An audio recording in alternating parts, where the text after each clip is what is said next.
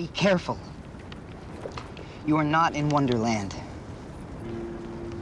I've heard the strange madness long growing in your soul.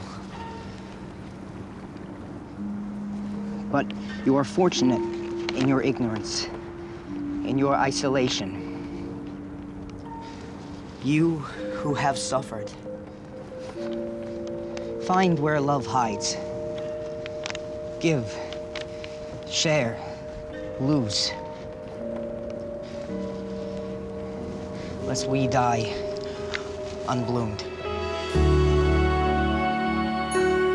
He's incredibly confident, but at the same time is very shy socially and sort of reserved by all accounts, and a bit awkward. And that age particularly, like, it's the gap between who we are and who we want to be that is where that really interesting character lies. On a Sunday afternoon, when the shutters are down and the proletariat possesses the street, there are certain thoroughfares which remind one of nothing less than a big, cancerous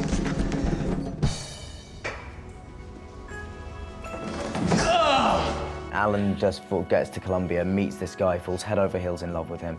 He is ultimately manipulated by him and hurt by him many times, but the core motivation there is that he is in love with him. How's your Yeats? Have you read Vision? Never heard of it. Oh, it's completely brilliant. Lucian is a really complicated soul, and that's the kind of stuff that turns me on as an actor. Are you a writer?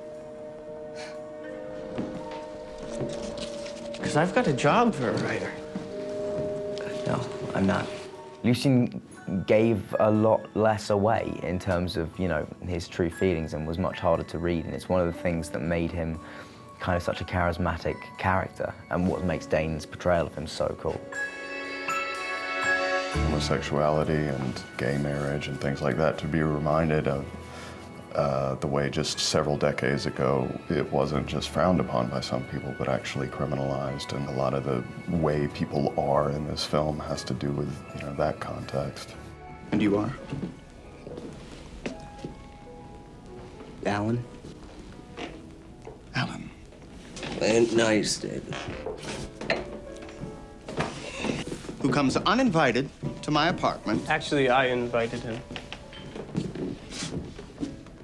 No one notices him. Look at him. Why would we bother? So the pattern of our lives holds.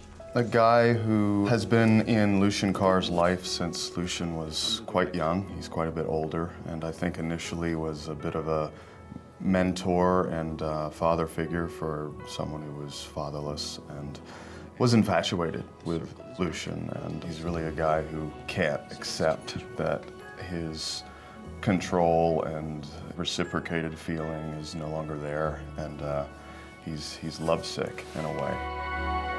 If you imagine as a kid having to visit your mother in institutions, and presumably that would lead to a feeling of actually being like scared of seeing her or upset by it, and you know, feelings of guilt would come with that, and you know, that would make a huge impact on someone's life and how they relate to people. Okay. My father showed up today with some new woman. And in the middle of all the Alan's screw-up monologue, all of a sudden, I realize I don't care. I've never not cared. Dan is a really great actor and has a passion for doing this, and I think does this for all the right reasons. I also wanted to make sure he came across as being a lot of fun, because by all accounts he was that too. You know, he was a really good company and a funny, sort of good sense of humor. It was a really great cast, and it was great to work with everyone, Dan included, and we all became friends in the process. It's our turn. Let's show them what we can do.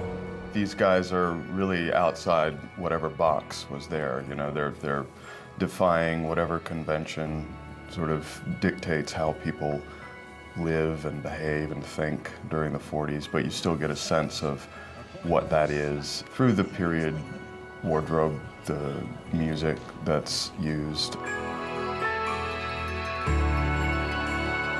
It's a story about learning that you sometimes have to make painful choices in order to grow and become a better person. Life is round. that we're stuck on this wheel of living and dying, an endless circle, until someone breaks it.